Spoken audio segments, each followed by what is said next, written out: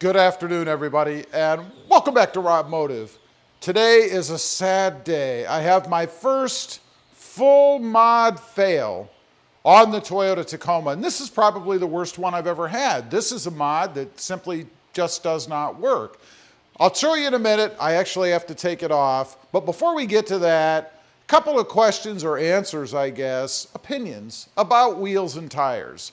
You know, I recently unveiled the wheels and tires that I put on my Toyota Tacoma. These are black Rhinos. They're 16-inch with Falcon Wild Peak tires, 265/70 R16s.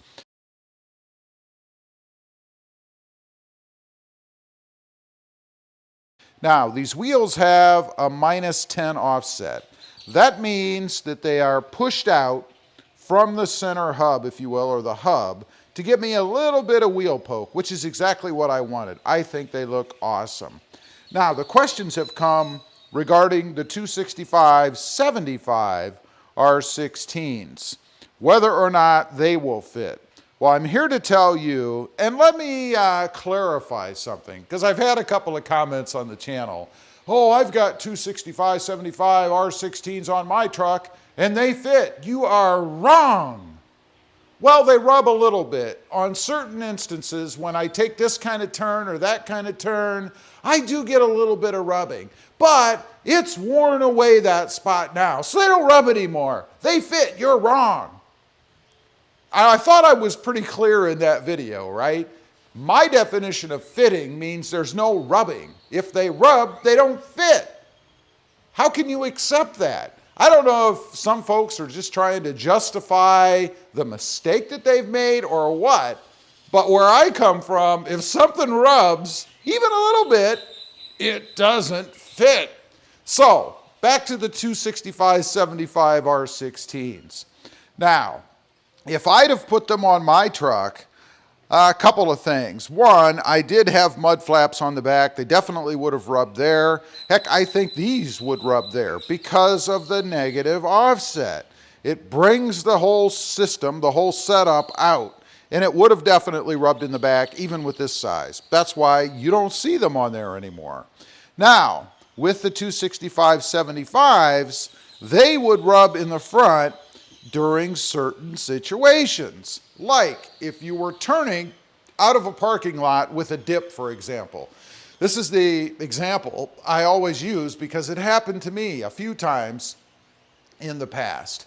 When you turned, when that tire articulated or moved around, it would actually hit right up here in this corner area. No doubt about it. You only had less than a finger or so clearance, and that's it. No way can you put a 270 or 265/75 R16 with a 10 millimeter offset, negative, and not have them rub. And that is unacceptable. Now, as far as the stock setup, and if you didn't know, the Tacoma comes with, I think it's a 24 or 25 positive offset. That means the whole assembly is pulled in to keep the tire within the fender well, or the wheel well, if you will, so it doesn't stick out.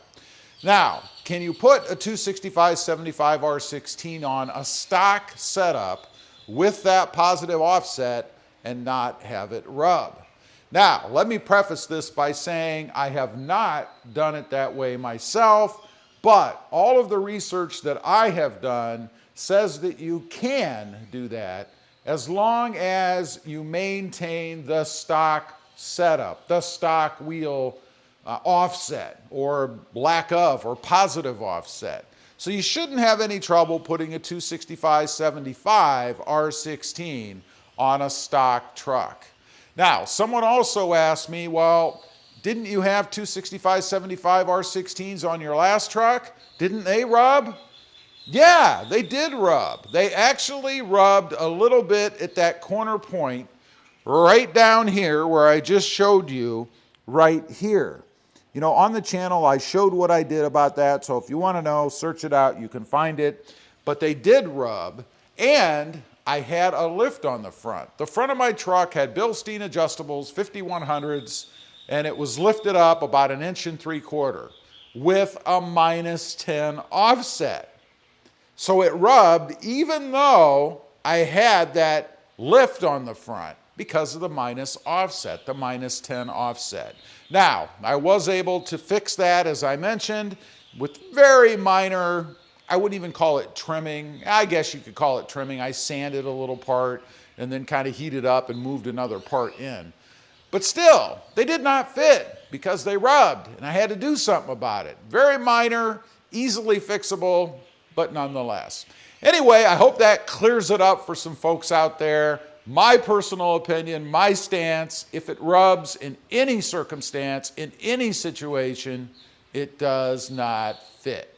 Now, let's get to this horrendous mod. You know, it is the hood struts. And I made a video about this where I put them on. I didn't like the brackets. I actually had to bend the brackets. That might be causing part of the problem that I'm having today. So it could be my fault. I don't know. But before I did that, I still had issue. The hood actually pivoted on the bracket because there's only one bolt on it and the bracket was bent out. So it wasn't sitting flat against the hood. As I mentioned, I beat on this bracket. I didn't put the other one on at all because it just didn't work.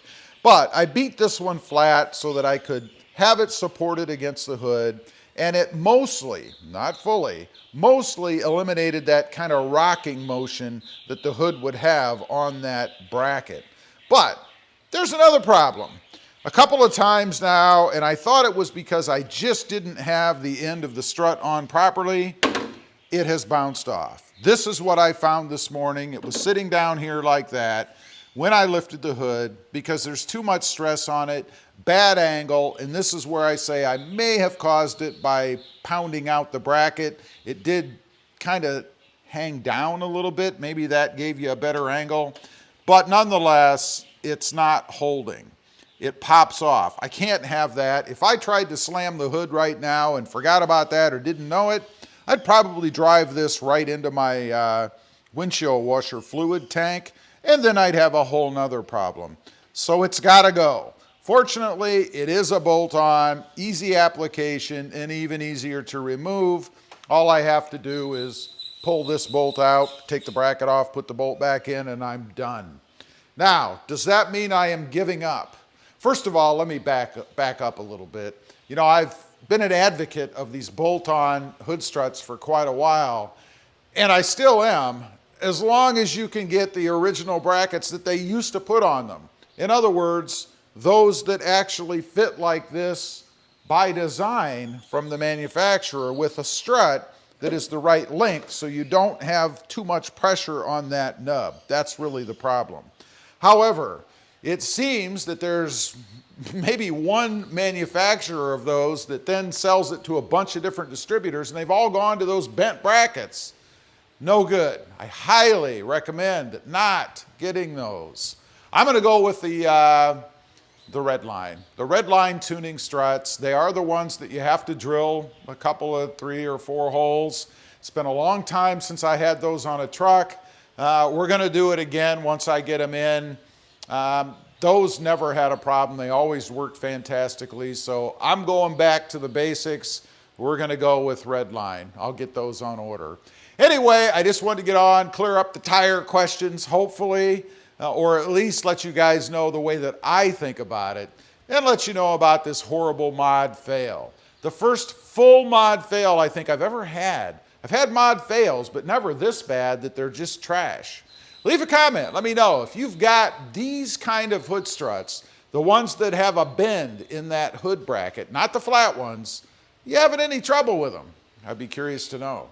Also, real quick, I have 2 additional channels, RobMotive JT, all about the Jeep Gladiator, and Mod Driven, all about the Honda Civic. Check them out, and if you're interested, why not subscribe? And while you're at it, smash the subscribe button here too. Thanks for watching. Stay safe out there. Bye.